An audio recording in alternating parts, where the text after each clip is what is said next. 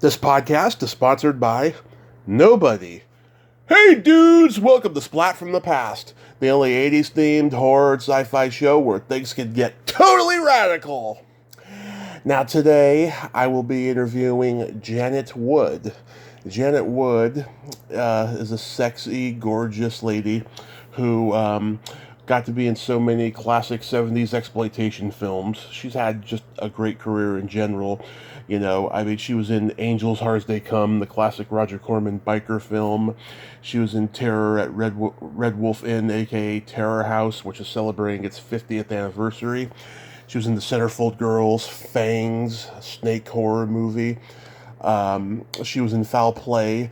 Another guest of mine, Barbara Samuth, is a close friend of hers who was also in that movie.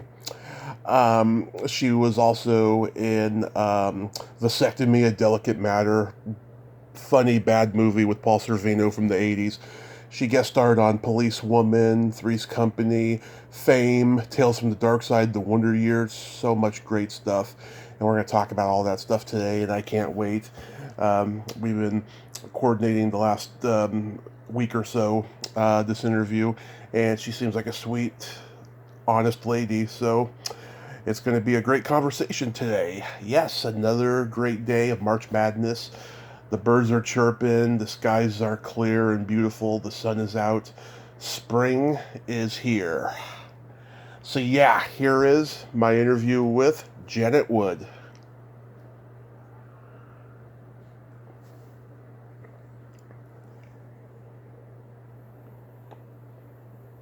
Hello. Hey Janet, welcome to the show. How are you today? Oh, I'm wonderful. Thank you, Tommy. I gotta tell you, as I was getting ready for your show, I started looking through my resume. Yeah. And oh my God, the memories, the people, everything that it brought up was just amazing. Yeah, I mean, let's get to it because, oh my God, I found a lot of great stuff there. This is such a great honor. Thank you for taking the time today. Oh, my pleasure. And what else was very surprising to me, I realized that a person in that show who I worked with, then again, they produced this show or they were in that show, and things I just had forgotten. Yeah, I've been known to drudge up a lot of memories for a lot of people. I'm sure you do. So, going back in time, did you gravitate toward acting early on in your childhood? Absolutely. When I was 5 years old, my sister had gone to dancing school. Right. She was 6, but when I was 5, I begged my mother to let me start in dancing school. And so she did. And then when I was about 13 or 14, I had a friend he was my partner. He was, we had what's called a specialty, right, where we would dance and sing together. And he was taking acting classes in New York. And I wanted to take acting classes in New York. And so I finally convinced my parents to let me do it. And I was about 14, I guess. And I used to take the bus from Irvington Center in the town I lived and go to Port Authority, and then I would take the subway or walk to my acting class. And I did that on my own, and I started, and that opened up my whole life. But the reason I did it was because my parents took me to the Paper Mill Playhouse, New Jersey. My first show I ever saw was West Side Story. Yeah. Then that took me to, while I was taking classes in New York, the first audition that my acting teacher sent me on was to play anybody's in West Side Story. And I went in, I didn't know what to do, I was brand new, and I said, I'll get all dressed up. They said, no. You wear shorts, you wear cutoffs, you put your hair in 2 little ponytails, no makeup. And I went in, and they said, okay, first you have to sing. So I passed the singing. Now you have to dance. Well, I danced all my life, so I passed the dancing. He says, now you have to do the acting scene. Well, I said, gee, I just started. I don't really know how to do acting. So I said, I know. I'll just listen. Which, of course, is a secret. And so I did the show, and it ended up, they wanted me to do the part. Right. But it was a 1.5-year tour in America and Japan. And, of course, my parents would never let me go. Because, what are you kidding? You're 16 years old. So I didn't go. Mm-hmm. But when I later moved to California, that was my show. And I bought the album at the time, and I would keep playing, something's coming, I don't know what it is, but it is. And that was my meditation. And so all those things came together. Wow. So there was no doubt you were a born actor from that moment on. There was no doubt. I never knew why I wanted to perform. No one in my family was a performer. Yeah. No one I knew was a performer. So who knows where it came from? So you're born and raised in New Jersey? Yes. And then I grew up in Left. Nice. So after high school, did you attend college? I did, but I would go back and forth. My friend lived in California, and so I would go back and forth. And when I went to California, so before I moved to California, Mm-hmm. I heard that Bob Hope was going to be coming to Seton Hall University, where my boyfriend went to school. Yeah. So I said, I want to meet Bob Hope.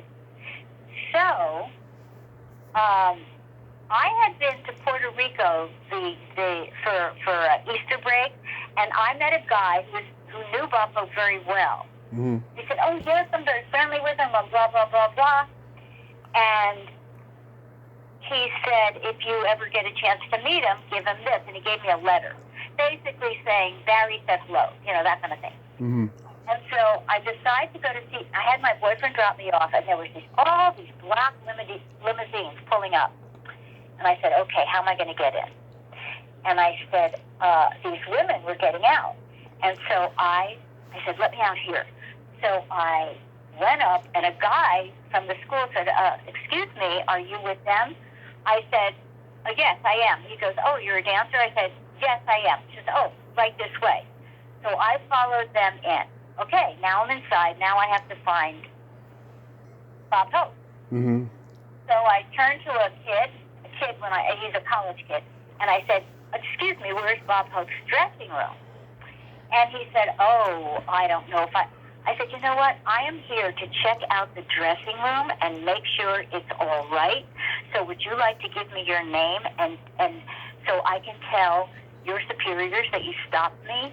And he goes, oh, no, right this way. So he takes me there. I knock on the door, and this guy opens the door. And he said, I said, hi, I'm Janet Wood.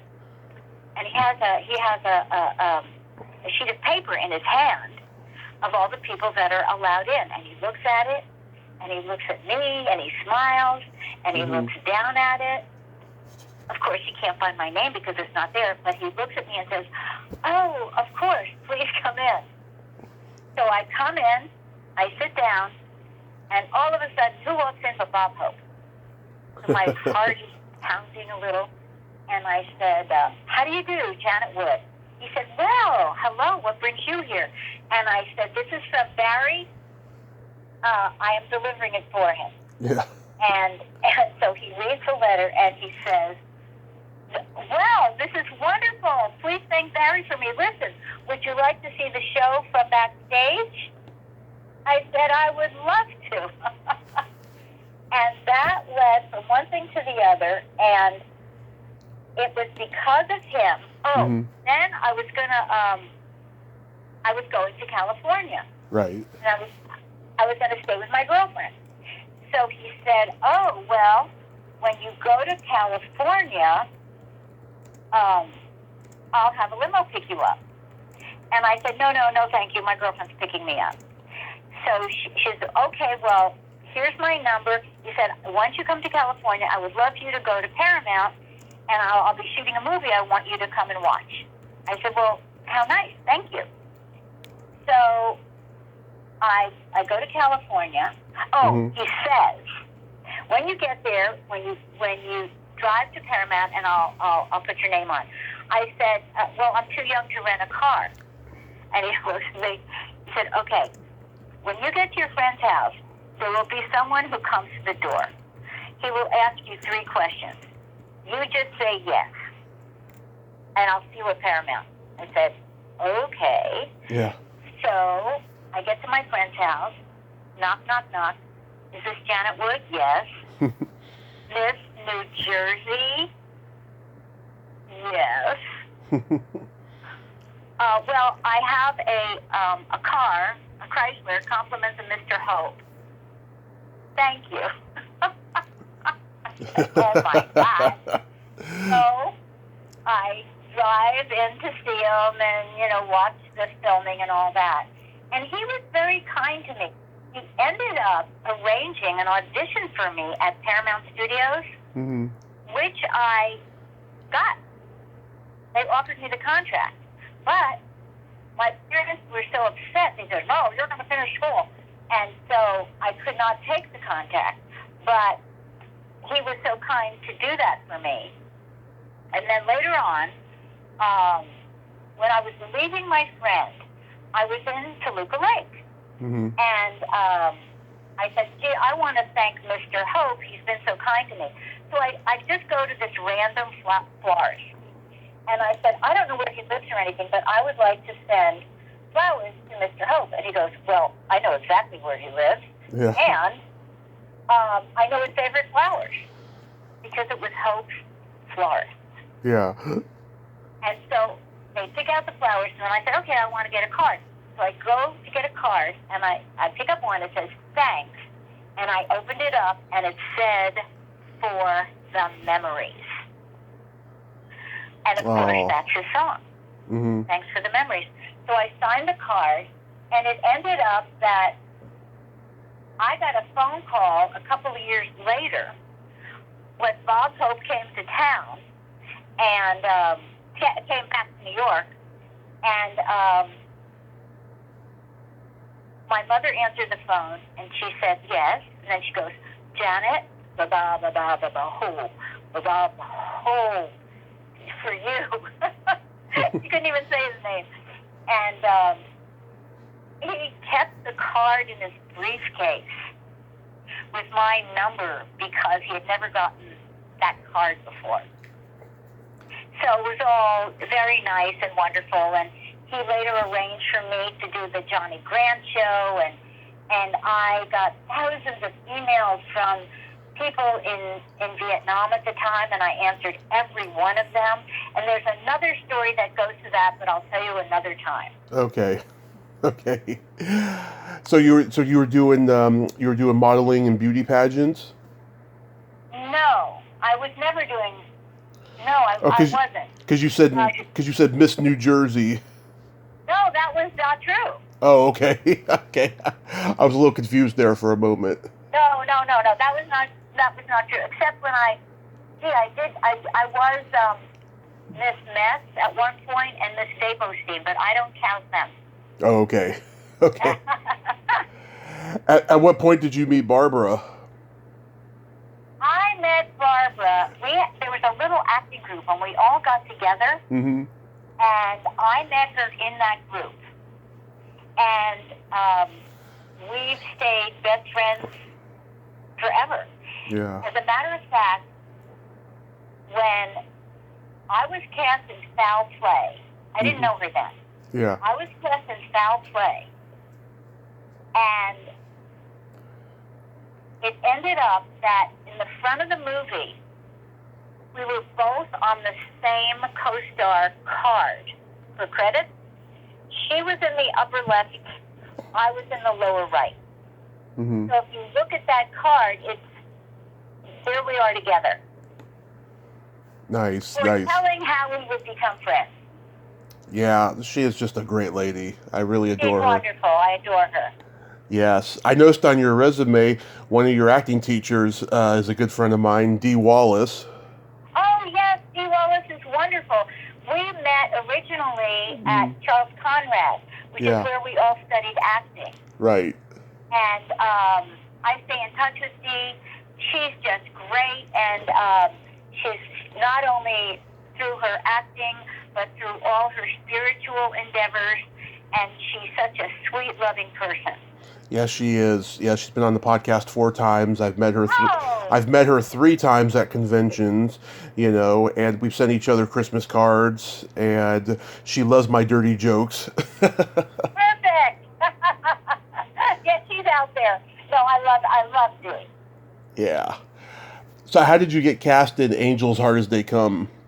Oh my goodness, that was one of my first movies when I came out here. And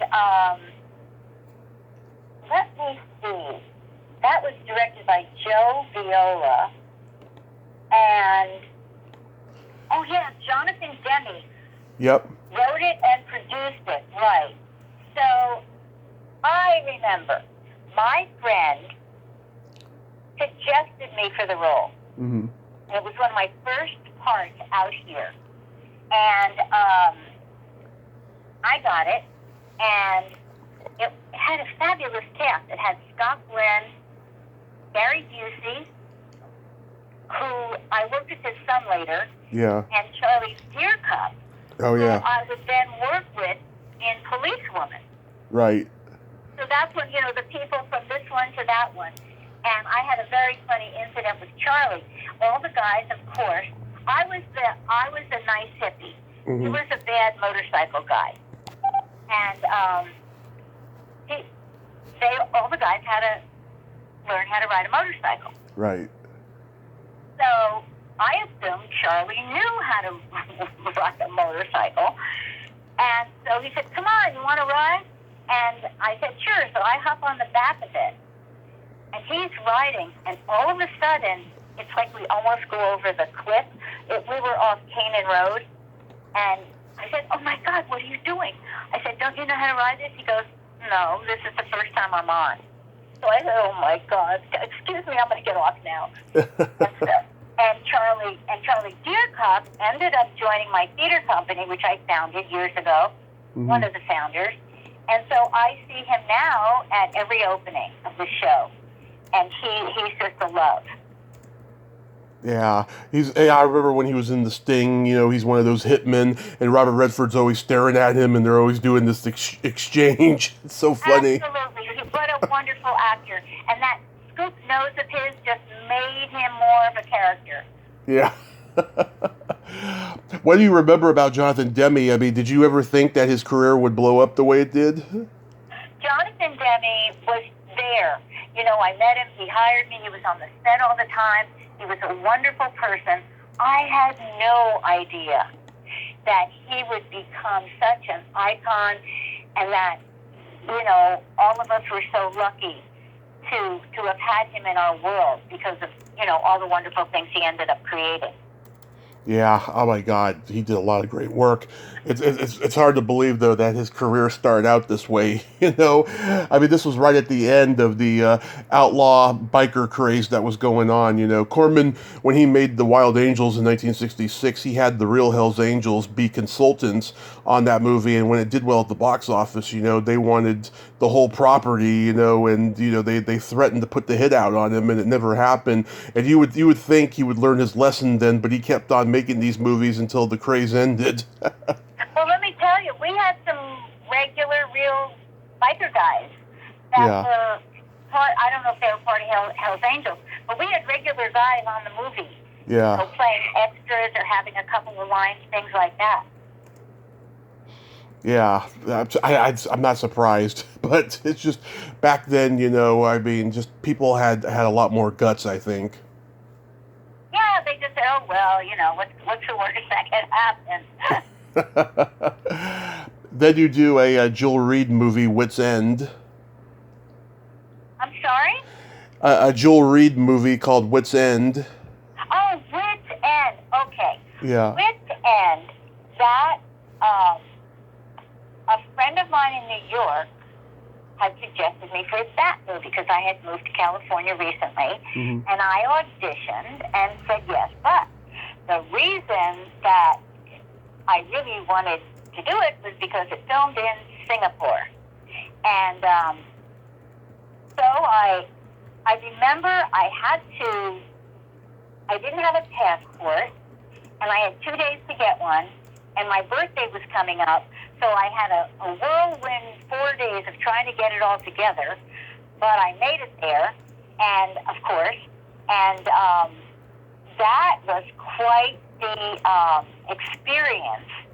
And I remember that there was a guy, Tom Tina, he won an Obie on Broadway. Okay. I remember he was in it, and it was fascinating. I mean, we would be filming on a junk, which is one of those little boats in the harbor, and there was this giant rat that scurried past me. I thought I was going to jump off the boat.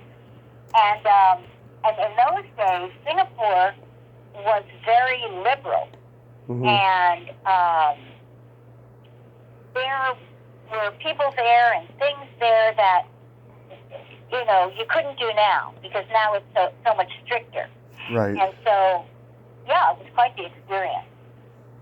Yeah, I was supposed to interview Joel a month before he died, but he remained in the hospital. He was in there for a few months until he finally passed of COVID, unfortunately. Of COVID? Oh, no! Yeah. But I'm so sorry to hear that. But I did get to interview Victoria Racimo twice. Ah, great. She was lovely. Yes, I mean, she didn't want to talk about this movie or Joel, unfortunately, but she was great. I got to talk to her on the phone privately a few times. Yeah, just a wonderful lady. I was really sad when she passed. I cried for a few days. Oh, I didn't know that either. Yeah, I can't remember how she passed because I did get in touch with her protege, who had put out the word that she had passed, but it wasn't COVID. I know that, and the funny part is she was staying with like a group of friends in Los Angeles to do a project for a while because she was living in New York primarily at the time. Yeah, but it was sad. But how was that experience overall with Joel though? Because he was a funny guy. He had no filter. You know what? I never felt anything negative. I maybe she did, but I never did. I was just totally engrossed in the film and what I was doing, and I don't remember anything negative going on. You know, different people have different experiences. Right. I've found that out, you know, more often than none, you know, doing this podcast. Right, like that brings to mind when I did Three's Company. You know, certain people work with certain people and they say, oh, they're, you know, hard to work with and all that. When I went on, everyone just, they were all so loving to me. As a matter of fact, Joyce DeWitt's character name was Janet Wood. When we started filming,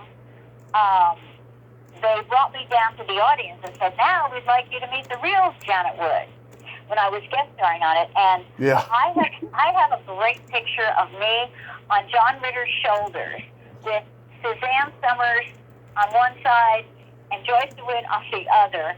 And I worked again with John Ritter in another movie that we called The Last Link. And then we became friends for a little while, and he helped me with a problem I had, and he was just great. And Suzanne was so kind. If she would see me in a restaurant, she would come over and talk to me. When I met her in Vegas, just by the way, she said, come on, you got to come see my show. And she was just always a love. And so I just had the greatest time on that show. That's wonderful. Then you enter horror with Terror at Red Wolf Inn, a.k.a. Terror House. I know, yeah, right. I knew it as Terror at Red Wolf Inn, right. And that was, let's see, Bud Townsend, I remember, produced that. And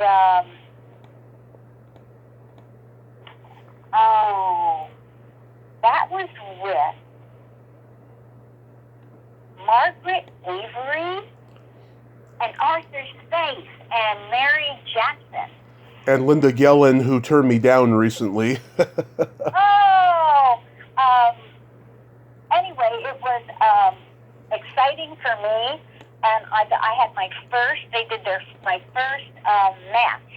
Right. So they make a mask of your face. Yeah. And then they were going to use that at the end, where my head is in the freezer, and the makeup person or someone was walking with it, and they tripped and fell and broke the mask. Wow. So in the end, that was my real head in the freezer. We faked it. And I remember I played Pamela, the model. Yeah, this was made, during a time right after Night of the Living Dead where people didn't know where to go with horror. So they made all these stories that were like, came from the newspaper. Like there was a lot of people making Charles Manson cult-like horror movies, or there was, stories about cannibalism. That's where, Texas Chainsaw Massacre came from. I'm sure this story came from that as well, or some kind of cannibal story that was in the newspaper. Oh, I'm sure it did. And you know what? I remember the wardrobe person, Mm-hmm. who I think is the wife of the producer-director. I wore this beautiful, like Jean Harlow black cocktail dress. Yeah. And I remember her saying, "I'll never wear this again. It's yours." And to this day, I have it. Can you still fit in it? Yes, absolutely. Love it. Yeah, some people I talked to, they said that they can just barely squeeze into an old costume that they wore 30, 40 years ago. Nope, I have stuff from high school I can still wear. Oh, that's great. Then you do the Centerfold Girls. Centerfold Girls. Oh, yeah. So that story was about, it was 3 different sections. And mine was the first one. I remember the director was John Heiser. Yeah. And the people in the show were Jamie Lynn Bower, Aldo Ray was in the show. Yeah. Andrew Prine, Yeah. I became friendly with for a little while. He's a badass. Yes, and John Dinos, who ironically I re-met years later. A friend of mine had a dinner party and he was there, and I just saw him last week, a weekend, and in Palm Springs because he's best friends with my friend. So I continue to see him. He's a writer now. Mm-hmm. But that movie, Centerfold Girl, I was in a part of a bad cult. Yeah. And I would help the bad guy try to kill the girls or whatever. That's how I remember it. Mm-hmm. Yeah. What was your experience like with Aldo Ray? Aldo Ray, Yeah. someone went up to him and said, "Excuse me, but you are so incredible. You've done such masterful movies and all this stuff. May I ask why you're doing this one?" Mm-hmm. And he said, "Because I didn't have a job and I needed one." And I thought, there's a guy who's an actor and wants to keep being a working actor, and if he's not doing the great stuff, he'll do this stuff. So I thought that was wonderful. He certainly did a lot of schlock later on in his life. Well, I didn't know him from there. I only knew him from the wonderful things he did. Yeah. I mean, he did, what's the one, We're No Angels with Humphrey Bogart and Peter Ustinov. Yeah, incredible things. Yeah.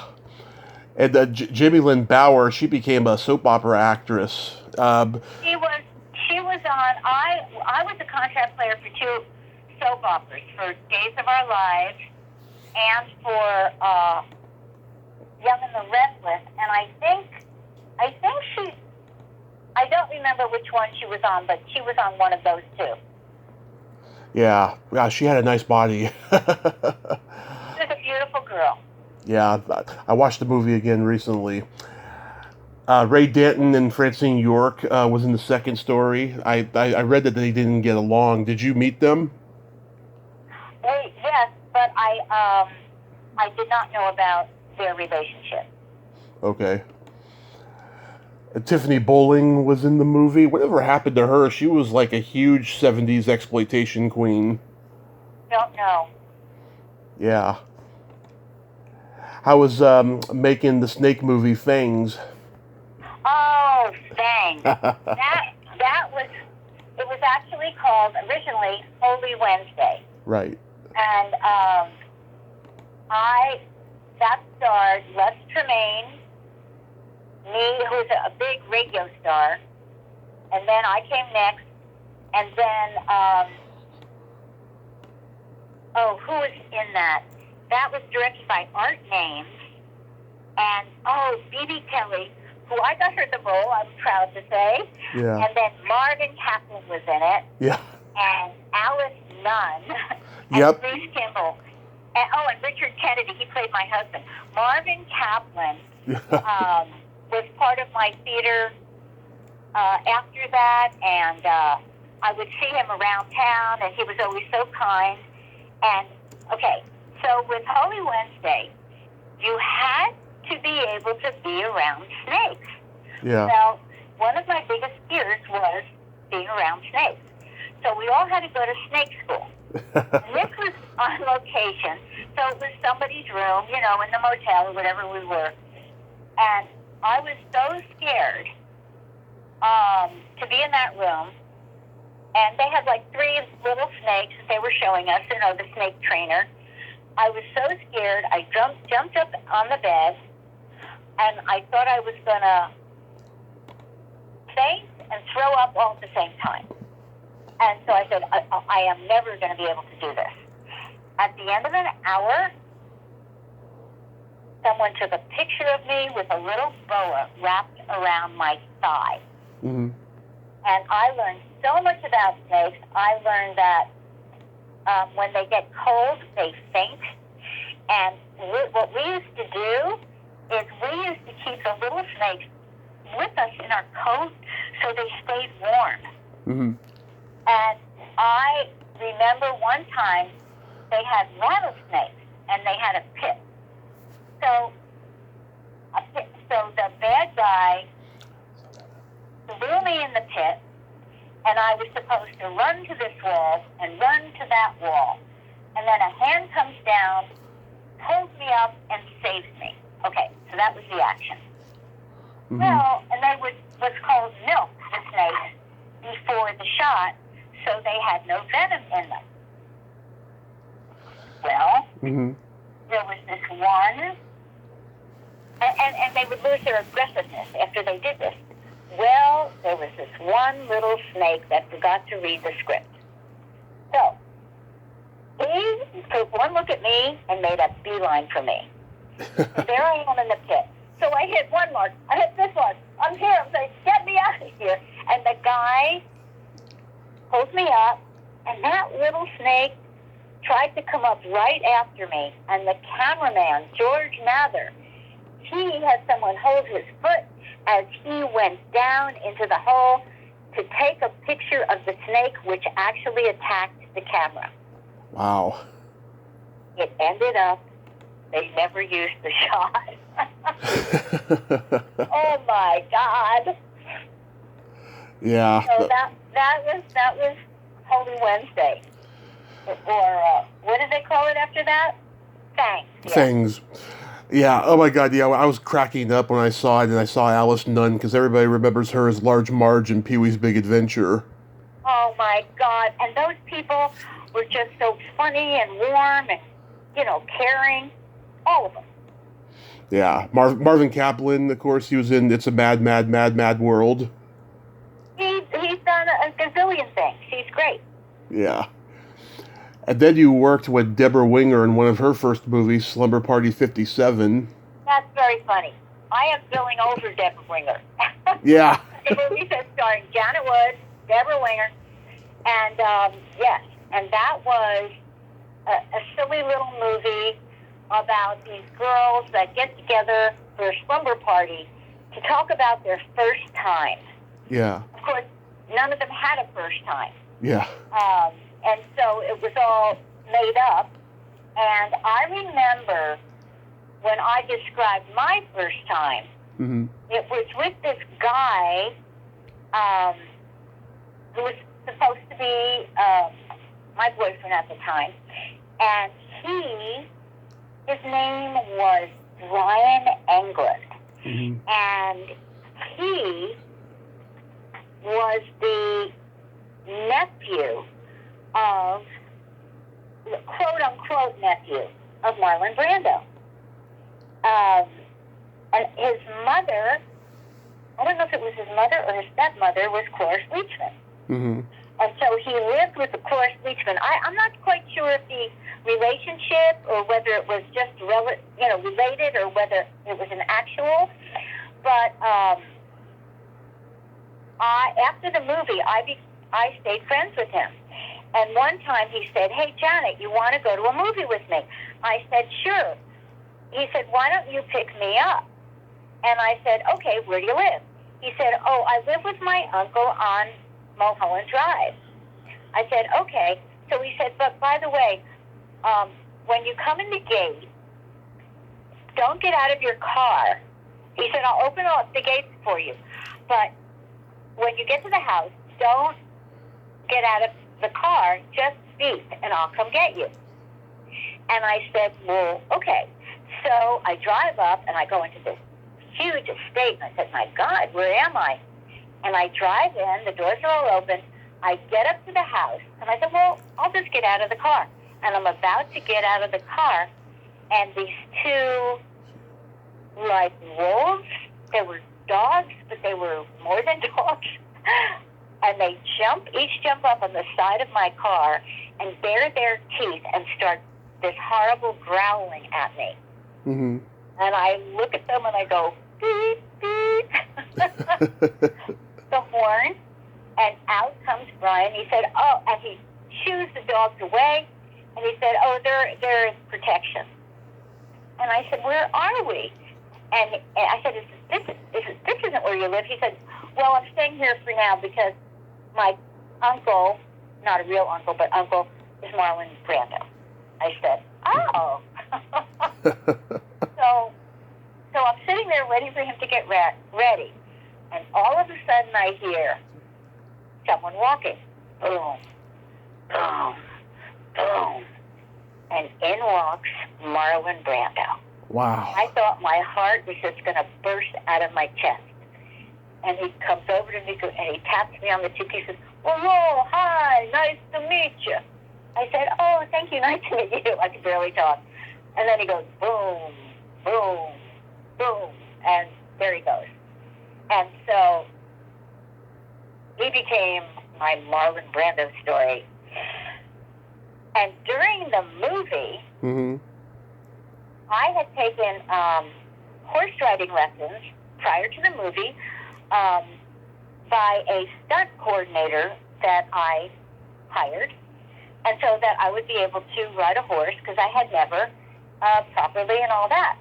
So we get to the ranch, and the guy came and he said, "Now, I just want you to notice when there's a big stable over there with young stallions. Whatever you do, you don't want your horse to jump in there." I said, "Okay." So then he leaves, and they say, "Okay, get on the horse." And I said, "Wait a minute, this isn't the horse I was supposed to have." Mm-hmm. And the director said, "Oh, yeah, I'm sorry, but we couldn't get them. So these are just the horses that are here at this ranch." And I went, uh-oh, right? So Yeah. I set up. I knew everything to do. And I had also taken gymnastics previously when I was in school. And I knew if you ever get thrown from something or fall from something, you tuck and roll. So all of a sudden, we're walking. I'm walking next to the other actor, and the director says loudly, "Faster." Well, the horses respond. All of a sudden, they are galloping, racing away, and aiming right towards this place that the trainer told me, don't ever go there. So my legs are now free of the stirrups, and I said, you know what? I'm thinking it's time to leave. Mm-hmm. And so what I did was I pushed off from the horse, I tucked and rolled, and the horse takes off with the other girl on the horse. Yeah. And it starts running down the street. It was just a little dirt street, and they come up against a fence, and her horse rears up. She falls off the horse, and the horse, she had very long blonde hair, Mm-hmm. and the horse's hoof lands on her hair. Oh my God. So it ended up that she was not hurt at all. Mm-hmm. I did not fracture my leg, but it was badly sprained. Mm-hmm. So I ended up being on crutches the rest of that movie, but nobody knew it because they'd always prop me up near a wall or something. Yeah. And so that's what my experience was with the horses in that movie. That could have been much worse. Could have been a Christopher Reeve situation. Oh my God. So, and I remember Joey Ross was in that movie, who was in another movie that I did. Mafia on the Bounty. Mafia on the Bounty! Who Joe Van Winkle directed and wrote, and George Mather Mm-hmm. filmed. And George and I became very good friends. Well, So, what was your experience working with Noelle North? oh, what a sweetheart. I loved her. I loved all of them. Bridget Holloman, I think her name was. And Janice Carmen in her first movie. I'm sorry? Janice Carmen. That's right. Yeah. And so, Mafia on the Bounty. So, Yeah. that had all these comedians in it. Jackie Vernon, Joey Ross, Frank DeCova, Stan Ross. Jackie Gale. Jackie Gale, he was an insult comic. Jackie Gale, right. Yeah. And I played this sort of dumb girlfriend of the girl, of the kind of tough girl. And they had me in a Shirley Temple outfit. Yeah. They had me on a boat with a little fake dog doing the Toto line. Yeah. I don't think we're in Kansas anymore. And so, I remember my first line was, he said, hi, and I said, I'm an actress. So I played that kind of dumb blonde kind of thing. So we shot that in San Diego Mm-hmm. for, I don't know, about a month. And that was just great fun. Yeah, all those old Borscht Belt comedians. That's so awesome. Exactly. You just sit around and watch them go. So how was the foul play experience? Foul play. Oh, I have a little story for you there. Okay. So I played in foul play. I was the theater, the theater, the theater girl in the lobby. And I was with Chuck McCain, was my boss. Chuck McCann. Yeah. And I played Sylvia, and I was the theater lobby person. Yep. And I started out sitting on his lap, Yeah. and the door knocks, and he stands up, and I fall on the floor. Mm-hmm. And he's talking with Goldie when she says, there's a dead man in there, there's a dead man in there. And I come out, and he goes, oh, hi, honey. I said, don't you honey me. I'm what was my line? Do you remember? Oh, anyway. I can't remember. So, I'll have to go back and look at it again. And during the filming, I had Colin Higgins directed, as you know, Right. and he had taken me by the hand to introduce me to everyone, including Goldie. Mm-hmm. And later on, I thought she was the most beautiful woman I'd ever seen. Mm-hmm. And I was staring at her. And she comes over to me. She said, I'm just wondering why you're staring at me. I said, oh, I am so sorry. You're just the most beautiful woman I have ever seen. And she goes, and she hugs me. And she goes, oh, my God, thank you so much. But I just couldn't take my eyes off her. She was like an angel. Yeah, she's one of the most gorgeous, most talented women ever, you know. Absolutely. And that's one of my favorite comedies of the 70s, you know. I mean, it takes place in my hometown, San Francisco, and I just love all of it, you know. There's lots of great stuff in it. I remember the line. It was, sorry, honey, I got to go warm up the weenies. Oh, that's right. That's right. I forgot. Oh, that's great. Oh, let's see if you remember this movie. I'm sure you'll be surprised that I know it. Vasectomy. I don't mean to interrupt you, but remind me later to tell you about Katie's Portrait of a Centerfold. Okay, go ahead. Okay, Vasectomy. Vasectomy, a delicate matter. Okay, so that was a movie with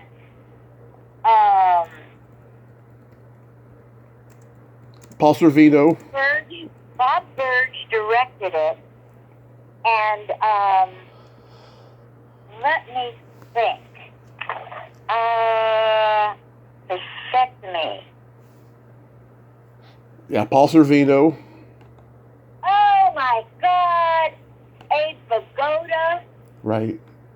Oh yes, absolutely. They were, you know, there were a lot of people that no one knew. Yeah. Other people that were just, you know, that everyone knew. Yeah. Lauren Green. Yes. Yep, from Bonanza. Yeah. Yes. Yeah, I saw the movie probably about 15, 16 years ago. I rented it from my video store. It was back when they still had VHS, and I was like, God, this is a funny movie. It is. I mean, it had a lot of funny parts to it, and it never took off. But no. How about Ice Cream Man with Clint Howard? Oh, Ice Cream Man, yeah, that was kind of funny. Steve Garvey, believe it or not, played my husband. You mean the baseball player? That's right. Yeah. And that was, and Clint Howard was just wonderful. And he played the demented ice cream guy, that he would come around and give the kids ice cream. And nobody realized what he was doing. That was cute. Jan Michael Vincent's in it, and David Naughton, who I've met. I met him at a convention about 6 years ago. Great guy. Right. Some of the people I did not meet because I wasn't playing with them at the time. Right. So let's talk about the TV stuff. You know, you played a lot of nurses in a lot of episodic television, I noticed. Well, let me tell you about. That's true, but let me tell you about Katie, the centerfold. Yeah. That was, I believe, Kim Bassinger's first part. Okay. And we played together, and the story was that we were all supposed to be playgirls in the magazine, and I was an old hand, and she was just starting out. Mm-hmm. And I remember my first scene with her. I did it, and she said, "Excuse me, but have you been practicing, rehearsing with the director?" I said, No, this is just the way I work. She says, "Oh my God, who do you study with?" And so she wanted to learn how I did things, which was very complimentary. But Tab Hunter was in it, Glenn Turman, but I had my scenes with Kim and Tab Hunter. So at one point, Tab Hunter was fabulous. He was just great. I have this great shot of me and Tab, a couple of big 8x10s. He was just great. Anyway, so I said to him, I just loved you in another movie. Was it last summer or... I forget the name of that movie, but he said, no, that was, Tab Hunter, that was Troy Donahue. Yes. They said, people always get us mixed up. Oh, yes. Said, just remember. Yeah, there's that... Say, I'm a drunk. Yeah, there was that Simpsons character, Troy McClure, who was based on both of those guys. He was the good-looking, leading man star. Yeah, so... And so I got them mixed up. I was so embarrassed. Oh, I see Terry Nunn from Berlin was in that movie, too. I have a story about her, but I can't tell it. I have told it on the podcast without naming her, though. But I can tell you on Facebook Messenger. Another person that was just wonderful to me was on Policewoman, Angie Dickinson. Yeah. And I guest starred there. Mm-hmm. And, that was the next time I met Charlie Dierka. But anyway. Yeah. And I had a very large role, and I was practicing my lines and doing my thing and rehearsing my emotions. And Angie Dickinson comes over to me and said, excuse me, I don't mean to interrupt you, but when you're done, would you mind running lines with me? I went, oh my God. Oh. Are you kidding? And she was so beautiful. And I remember she would carry this liquid makeup around. Mm-hmm. And I said, oh, are you doing your own makeup? She said, I always use liquid makeup. I put it on myself. That's all I ever put on my skin, and it's always worked out for me. And I remember, and I thought, gee, that's something I should remember. But and I remember Theodore Bickel was also in that show, and he wanted me to hear hear him play guitar, and so he brought his guitar in, and he would sing to me on the set. And I also remember that the director. I was driving a car at one point, and they said, okay, turn left the next place you can on a walkie-talkie. And I turned left, but it happened to be onto the freeway, because that was the next left. The director starts screaming at me, and, no, that's not where I meant, blah, blah, blah, blah, blah. And when I get back to the set with everybody, Earl Holliman came to my defense and said, don't you dare yell at her. She was doing exactly what you said. And so he's just taking care of me and made me feel so good. Oh, yeah, there's a podcast I listened to. The host said, after he interviewed Angie Dickinson, she said to him, so what are you going to do the rest of the day? And he's like, just go back to the hotel and watch TV because I go back to New York tomorrow. And she said, oh, no, you're not. You're coming with me. I'm taking you shopping in Beverly Hills, and I'm going to treat you to lunch and dinner tonight. I heard this and I was like, oh my God, that is so amazing that he got to experience that. And she was only like 87, 88 at the time. Oh, really? Yeah. Oh, wow. Well, I knew her when she was young and gorgeous. She still is. Probably older and gorgeous. Oh, yeah, she's older and gorgeous, but she still looks like she did back in the 70s. Oh, man, what a wonderful lady. Yeah, and a couple other people I know were in that episode. Chip McAllister and Jackie Joseph, I've interviewed them. And Jackie Joseph, believe it or not, was in Slumber Party. Yep. She played the waitress when all the girls, we went riding, and it was like a Bob's Big Boy. You drive up and they serve you like in the 50s. Mm-hmm. And so she played the waitress. I remember that. And Robert Englund, I have a picture of me and him on my main profile on Twitter, and also my YouTube channel, because he's Freddy Krueger, so. That's right. Yeah. He became Freddy Krueger. Yeah, what I remember most about that Three's Company episode you were in was that John Larroquette was a cop in that one. Oh, you're so right. Yeah. And that's the one where I played Richard Larry's girlfriend. Yeah. Yeah. Yeah, go ahead. I was going to ask you about From Here to Eternity with Natalie Wood. Oh, From Here to Eternity. That was very interesting because I had done a scene with, I think it was Buzz Hewitt, the director, at my theater. Mm-hmm. And we did the scene for a little show we were doing. And he said, you know what? I'm doing a 2-hour TV movie, and I'm going to write a part for you. And so he wrote the role of Rose for me. Yeah.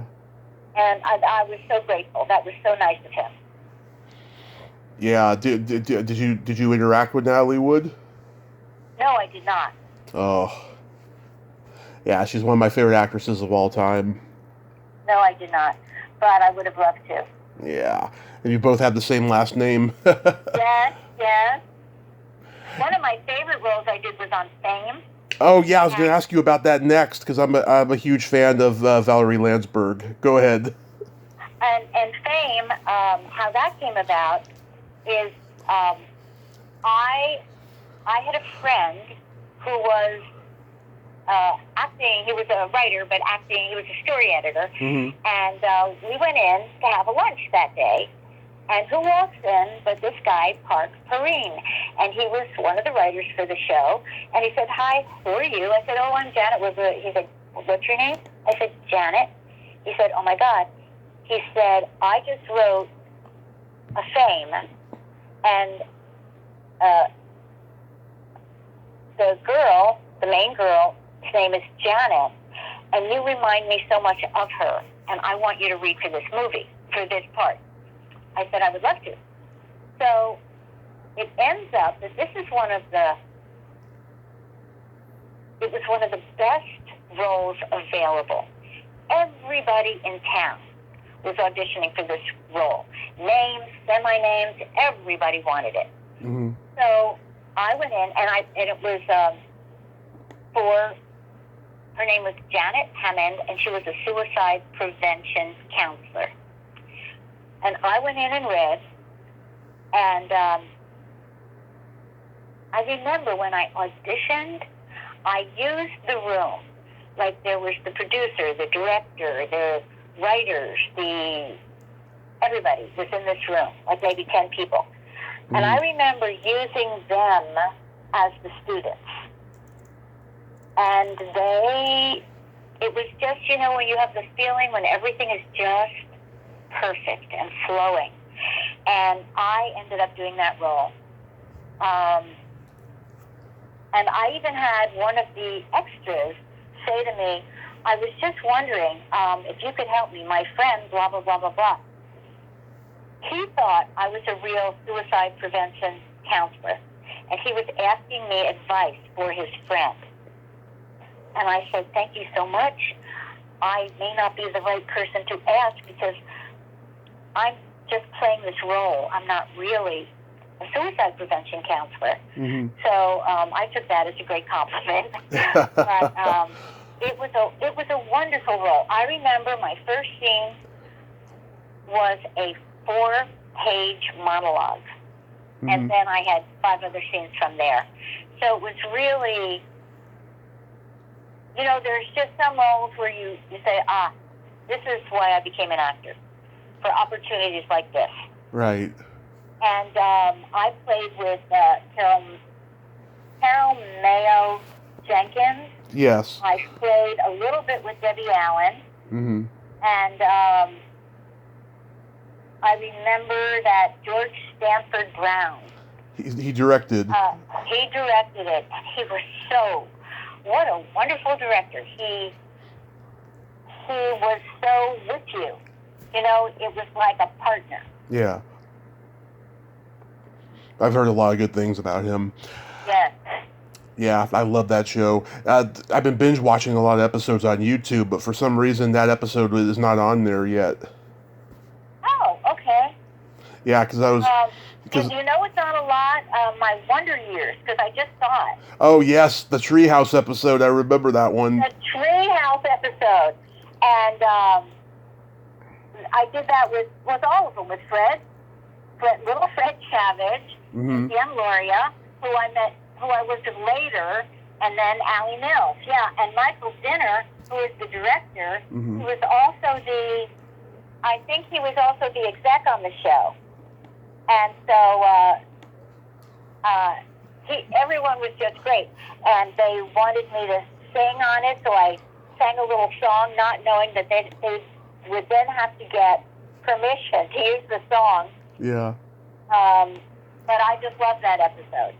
It's a classic one. Do you remember guest starring on Tales from the Dark Side? Absolutely. T.J. Castanova, he directed that. Tales from the Dark Side. That was with Lorna Luft. Yes. And I played her old friend from Mm-hmm. high school, and we were both cheerleaders together. And her mother had asked me to come over because Lorna's character was acting so strangely that she didn't know what to do with her. So I was trying to help and things like that, and yes. And it was about, she kept dreaming, or she kept seeing herself as a little girl in one of the rooms. So yes, I remember that very well. Yeah, most people I talk to about guest starring on there don't remember it very much, and all just about all of them didn't meet George Romero. You know, he produced the show. Right? No, I never met him. Yeah, Lorna Luft, of course, isn't she Liza Minnelli's sister?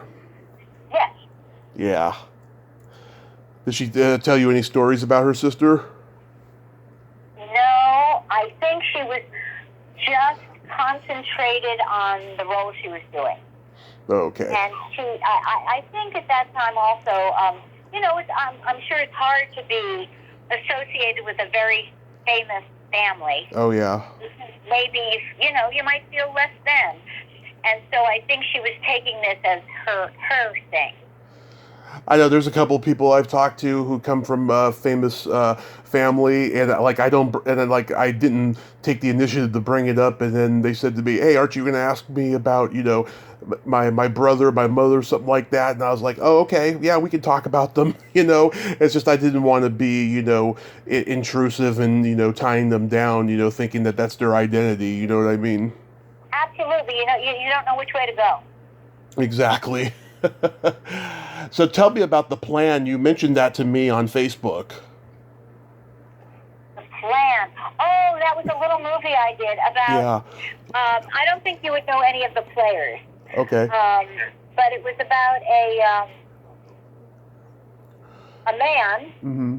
my boyfriend, who would prey upon another wealthy woman, other wealthy women, and try to marry them and then kill them to get the money so that he and I could then spend the money.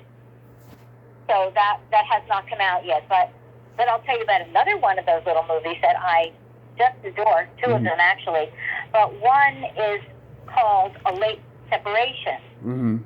And the director there was Zach Smith. And that was about a couple. I was the wife who decided later on in life to get a divorce simply because, it was a comedy, simply because they no longer had the same interests and they wanted to go their own way. And their children would try to stop them from doing that. And that film won best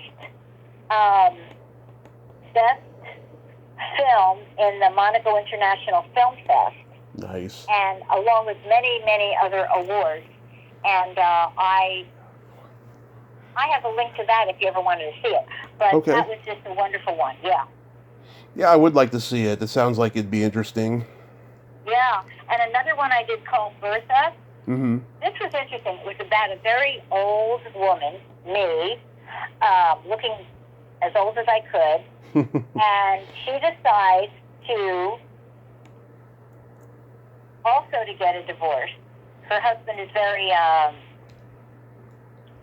strong and controlling. Yeah.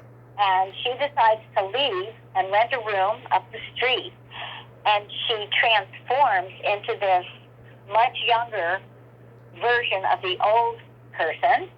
And so there I am, and all of a sudden I meet this young man and we become very close. And they end up having an affair, the young man. And so her whole life blossoms into this whole other thing. So that was called Bertha, also a lovely, beautiful film. Nice. Do you have any upcoming projects you'd like to mention? Let's see. No, I just recently closed in a show of Neil Simon's London Suite, and we ran that. We were the first theater to open indoors during the pandemic. We opened in September of last year, and everyone was vaxxed, everyone was masked, all audience members had to be vaxxed and masked while they were in the audience. We were tested twice a week. You couldn't get a safer place, and no one got sick. I mean, we were not masked when we were on stage, of course, but no one got sick in the cast, crew, or audience. And then we went on to do another play, same situation. No one got sick. And it's called the Group Repertory Theater, and I'm one of the founding members. We're in existence for like over 40 years. So I'm very proud of that. And so that was the last thing I did. And let me see if anything else is coming out. No, I don't think so. No. Awesome. I'm glad that you're still out there and you still love what you're doing. I do. And during the pandemic, I did many things. I did some projects on Zoom. I did a movie. Oh, I did a movie called Good Timing over at AFI. And you all get tested first. You wear your mask, your thing. You're in Group A, you're in Group B, you can't go over there, everything is totally protected, don't touch the food, we'll hand it to you. It's just an amazing thing, and I was very proud to be able to do as many projects as I did during the pandemic. As a matter of fact, with this play, we started rehearsing on March 10th, I believe, of 2020. And 2 weeks later, we were shut down because of the pandemic. So over the next year, we would meet periodically on Zoom. And then in 2021, we finally got together again in August to start rehearsing. So I believe it was officially the longest rehearsal period of any actor ever. Wow. Was it fun at least? I'm sorry? Was it fun at least? Oh, it was wonderful. The reviews were through the roof. Our audience was so thankful to be out in the world of theater again, to be live. People just went on and on about it. It was a wonderful, exciting experience. And you know what else happened? Well, we were in the middle of the pandemic, and we're all streaming and watching TV and things like that, and I thought, I am so proud to be an actor. Because if it wasn't for creative people, actors, producers, writers, directors, there would be nothing to watch. There would be nothing to do. And everyone always goes to the arts when they are down, when they are up. And it was a real revelation to me of how important a part we play in the world. Right. And what you do. I'm sorry? And what you do. Oh yes, I love talking to amazing people like yourself about all these movies that I love and stuff, and music I listen to and watch television and love comedy and stuff. It's been nothing but a miracle to me. It is, and you keep everyone alive. You bring people back. You find out stories that no one else would know. You do an amazing thing, Tommy. Oh, thank you. Yes, I've just been so blessed with it, truly blessed. So Well, you created it. You did it. Kudos to you. Thank you. There's lots of guys doing what I do, but I take it, much further and deeper, I think, than most people do. I'm sure you do. So there's this secret silly game that I like to play with my guests, and it's a series of silly slumber party questions, no win or lose, just pure fun. And how the game works is I ask you the question, you answer it, and then you ask me that exact same question and I answer it. And you can comment on answers. Okay. Janet, are you ticklish? Yes, I am. Are you ticklish, Tommy? Oh, yes. In fact, if you tickle me without warning, I might hit you in the groin. Oh, God. Okay, next question. What's your favorite part of the body? It could be anything. My favorite part of the body are lips. Yeah, that's a popular one. What's your favorite part of the body? The belly button. The belly button. So you could ring it? Ring it? Never mind. Bad joke. No. I would never pierce mine. What color are your toenails painted? Right now, my toenails are painted baby pink. Love it. Color are your toenails painted? Right now they're not painted. The last time they were purple with sparkles. It was kind of a lavender purple. Oh, it sounds a lot more interesting than mine. You'd be surprised. I love pink. What would you say is your best personality trait? My best personality trait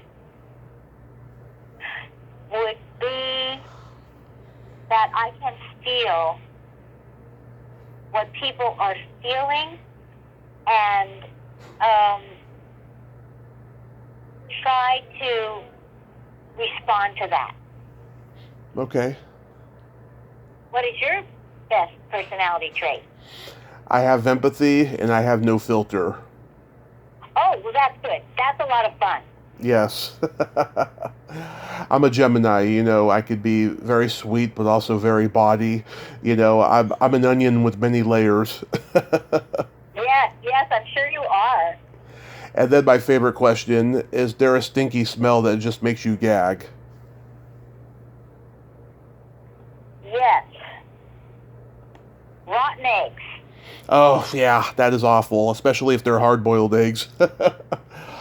And what is your least favorite smell? Either farts or feet. Okay, depending on the person with the feet. Exactly. Right. Everyone's got their own pheromones. That's right. What's terrible for one is wonderful to another. Exactly.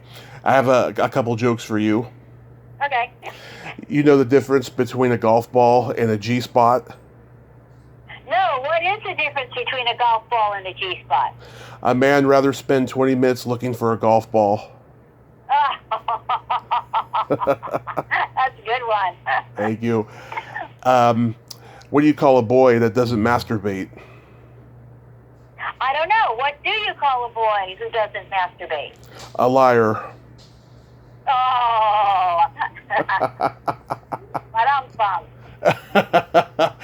Janet, you are so much fun and you are so wonderful. Thank you so much for coming on today. Oh, thank you so much, and I look forward to seeing this link. I hope hope you will send me one. Absolutely, and I sent you a friend request on Facebook. Okay. Well, thank you. It's been such a pleasure, Tommy. I thank you for the opportunity, and I thank you for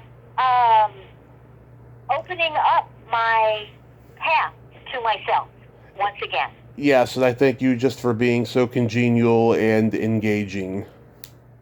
Thank you. You have yourself a wonderful day, and please stay safe. Thank you. Yes, and you too. Thank you. Bye-bye. Bye-bye. Well, there you have it. Janet Wood. Ain't she a sweetheart? What a lovely person. So awesome. Great stories. Just a true national treasure of a lady. And I'm so glad her and Barbara are friends, because they both are national treasures. Well, until next time, this is Tommy Throwback Kovac saying there's no shame in living in the past, because the present sucks. Later, dudes.